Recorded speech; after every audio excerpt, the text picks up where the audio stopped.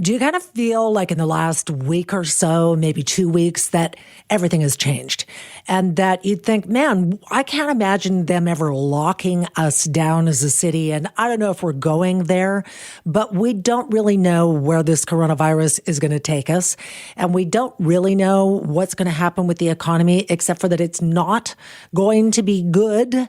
And that even Donald Trump saying, yeah, we're probably going in a recession. And he has been trying desperately to pump up the stock market, that it's not a problem.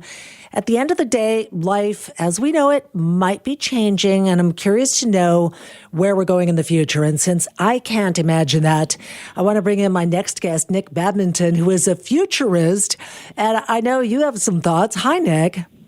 Hi, Linda. How are you? I'm good. Finding the whole thing slightly surreal as we see information twisting and turning.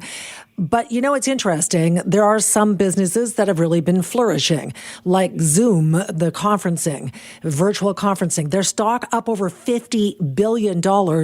Is that going to be the way of the future, that we're just not going to travel as much to conferences? It's really interesting. I've spoken at over 300 events in the last 4 or 5 years, and really you can't replace that face-to-face contact, being on stage, being in a room full of 2,000 people, or even being in a room full of 15 to 20 people. There's something about that personal contact and the magic that's created in terms of getting together. But the world is becoming virtualized. More companies are starting to think about how they can use tools online, Google Docs, Slack, Zoom for productivity and collaboration, and video conferencing, and really a lot of companies, just in the past week or two, being able to go entirely online and collaborate in ways that ensures that their business still runs is actually really inspiring for the new digital economy and how that can work together. Yeah, we're doing things differently here at CKNW. They're doing things differently virtually everywhere right now with social distancing. And apparently it does work in many cases to allow an employee to work from home. So is that going to be what we're doing in the future? More of that? Yeah, I think that, a lot of companies have insisted that people come into the office, and it seems a little bit backwards in a world where we do have access to the internet everywhere at good speeds, and you can have all these tools. I mean, if you can work at home, you have families and flexibility with your time, support for the family unit, that's good. On the flip side, you've got people that might be living alone, working at home alone, and that do miss that human contact. But, there's lots of services like telehealth and counseling, coaching, things that really bring people together. And then you've got the opportunity to go to co-working spaces if you're remote from your office as well, to get that human contact. So I think it's going to be a blend of different things. But I do think that this is a massive global experiment of, can companies survive without people in the office? Yeah, it's going to be interesting. And what about the fact that we're so reliant on countries like China for so many things, which is why government's not totally locking down the borders, because they need these trucks and freighters and what have you to come in, or we'd be, out of luck on a lot of things.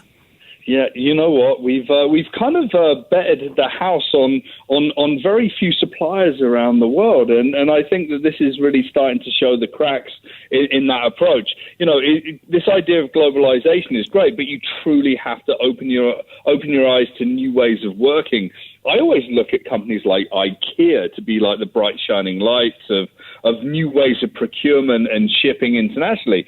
They've got 1,800 suppliers in 50 countries, and they've got so many different trading offices. They negotiate rates, they ensure sustainability, and they really make sure of a good supply. That I think that we need to think about that as Canadians, and the Canadian government needs to say, okay, maybe we don't just go to China or just go to the US, but maybe we do have that diversification across, 40 plus countries around the world. And we create that sort of boundless way of trading of goods and food and the such like. Yeah, so it's developing different relationships, because the marketplace has been weird. I mean, bricks and mortar stores were disappearing and everything was online. Then bricks and mortar stores started reappearing again. What was going on? I mean, is it just that in the future we're all going to do the online thing, as Amazon and others can deliver it same day or within an hour? I think it's actually going to be a little bit of everything. We still crave contact and community. part of that is the corner stores, the butchers, that personal touch. These big box supermarkets and stores are fine, but really, I think we're going to come back to like a renaissance in the high street. And I actually think in the next 10 years, we're going to see something in terms of a revolution of thinking a little bit more local and domestically about the goods that we consume, everything from like clothes to the food that we eat. You know, the other thing that's going to be interesting too, I just got a new laptop and, you know, since it's a few years newer than my last one, it's got a touch fingerprint thing so I don't have to type in my password, which is awesome. So I always forget it. When we go into the future, we're going to start seeing contactless things more often. Yeah, absolutely. You know what? People are saying this is virtual reality's time to shine. It's not that easy. It's still expensive hardware. But, you know, there's a lot of people that have got access to voice technology, you know, Amazon Alexa and such like, gesture control using cameras on your phones and even cameras on the streets. And it's going to get really interesting.